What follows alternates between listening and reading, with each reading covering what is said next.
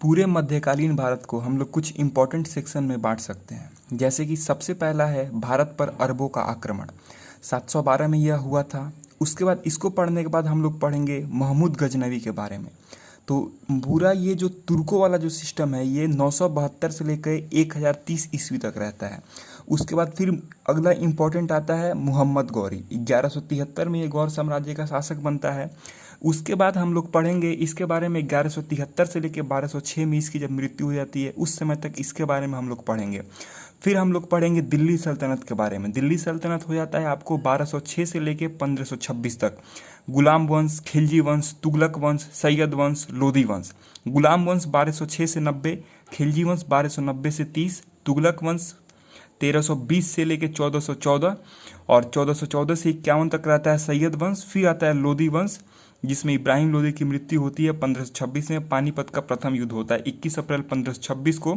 और उसके बाद मुगल साम्राज्य की स्थापना होती है। मुगल साम्राज्य के बारे में हम लोग पढ़ेंगे 1526 से लेकर 1857 तक, जब 1857 की क्रांति होती है जिसे भारत का प्रथम स्वतंत्रता संग्राम कहा जाता है। और 1857 की क्रांति में ही मुगल साम्राज्य के अंतिम शासक बहादुर शाह जफर, जिसे बहादुर शाह द्वितीय भी कहा जाता है, उसको हुमायूं के महल से पकड़ लिया जाता है और उसे रंगून निर्वासित कर दिया जाता है, जहाँ पे 1862 में उसकी मृत्यु हो जाती है। मुगल साम्राज्य को भी हम लोग दो सेक्शन में पढ़ेंगे, 1526 से लेकर 1707।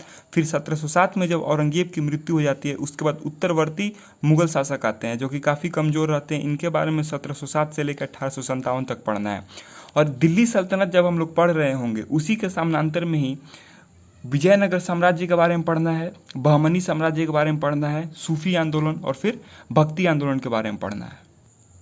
सबसे पहले हम लोग देखते हैं भारत पर अरबों का आक्रमण। अरबों का आक्रमण 712 ईस्वी में सिंध के राजा दाहिर पर हुआ था।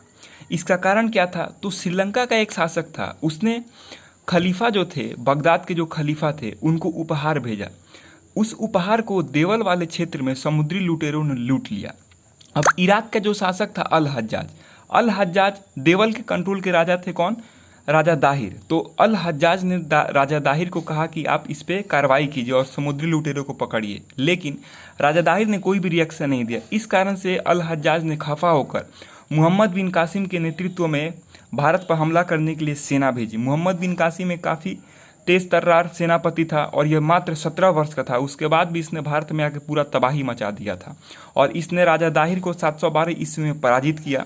और एक और सवाल पूछता है कि भारत पर आक्रमण के अरबों का उद्देश्य क्या था? तो अरबों का मुख्य उद्देश्य था धन दौलत लूटना और इस्लाम धर्म का प्रचार प्रसार करना। इनके बारे में इतना ही जानना है। फिर आता है महमूद गजनवी। तो गजनी साम्राज्य की स्थापना 932 में अलप्तगिन नामक एक तुर्क सरदार ने की थी। इसने 932 से लेकर 972 तक शासन किया।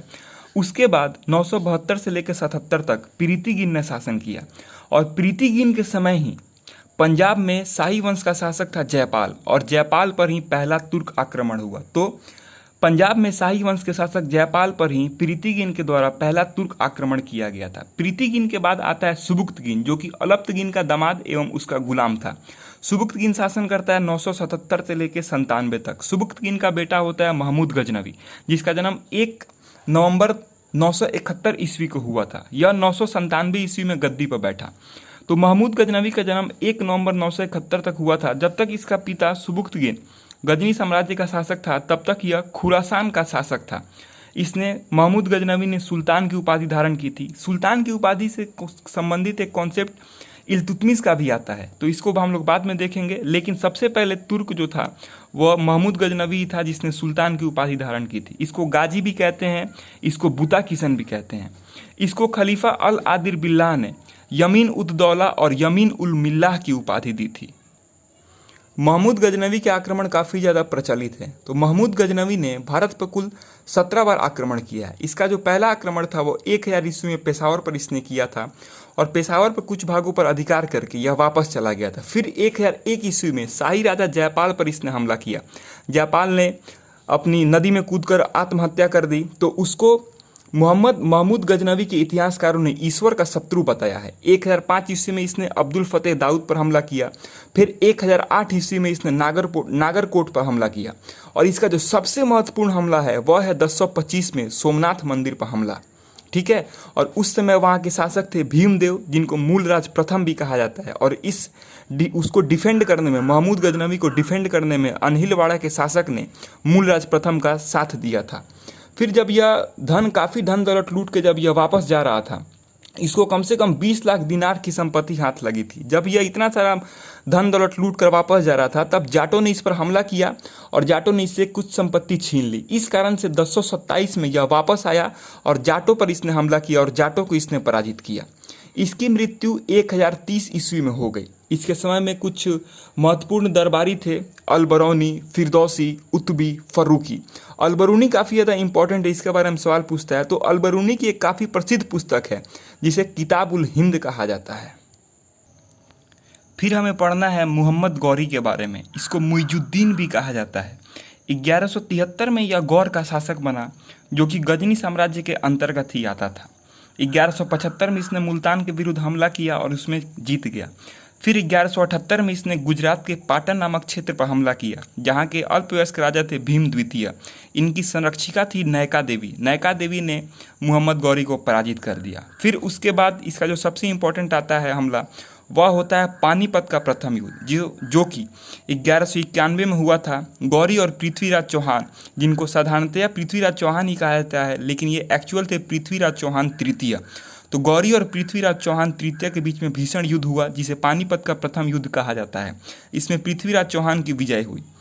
उन्होंने इसको जान से नहीं मारा और जब यह भागा तब उन्होंने इसको खदेड़ा भी नहीं, जिसका परिणाम इनको भुगतना पड़ा अगले ही साल। और अगले ही साल 1192 में होता है पानीपत का द्वितीय युद्ध, जो कि गौरी और पृथ्वीराज चौहान के बीच में हुआ और इसमें गौरी विजयी रहा। उसके बाद अगला इंपॉर्टेंट युद्ध जो होता है वो होता है चंदावर का युद्ध। चंदावर का युद्ध 1194 में गौरी और जयचंद के बीच में होता है, जिसमें जयचंद पराजित हुआ। उसके बाद इसने जितना भी क्षेत्र जीता था भारत में, उनको अपने गुलाम सेनापतियों को सौंपते हुए यह वापस गजनी लौट गया। और उसके बाद खोखरों का जो एक क्षेत्र था जहाँ पे खोखर रहते थे, तो खोखरों के विद्रोह को जब यह दबाने गया था, तो उसी विद्रोह को दबाने में इसकी मृत्यु 15 मार्च 1206 ईस्वी को हो गई। और इस प्रकार तुर्कों का आक्रमण समाप्त होता है यहाँ पे। उसके बाद अब हम लोग पढ़ेंगे सल्तनत काल के बारे में, जो कि 1206 से लेकर 1226 तक रहता है, 1526 तक रहता है। और इसमें सबसे पहले हम लोग देखेंगे गुलाम वंश के बारे में। गुलाम वंश में देखेंगे हम लोग तो कुतुबुद्दीन ऐबक, जो कि मोहम्मद गौरी का ही गुलाम रहता है। तो मोहम्मद गौरी के 3 गुलाम हैं, कुतुबुद्दीन ऐबक हो गया, ताजुद्दीन एलदौज हो गया, नसरुद्दीन कुबाचा हो गया, लेकिन उसमें सक्सेसफुल होता है कुतुबुद्दीन ऐबक। तो कुतुबुद्दीन ऐबक ने 1206 ईस्वी में दिल्ली सल्तनत की स्थापना की। कुतुबुद्दीन ऐबक के बाद उसका पुत्र आता है आराम शाह, फिर इल्तुतमिश, रजिया सुल्तान, मुइजुद्दीन बहराम शाह, अलाउद्दीन मसूद शाह, नसीरुद्दीन महमूद, बलबन, और अंतिम शासक आता है गुलाम वंश का क्यूमर्स, जिसकी हत्या करके जलालुद्दीन फिरोज खिलजी ने खिलजी वंश की स्थापना की। और ये सब हम अगले वीडियो में देखेंगे। थैंक्स।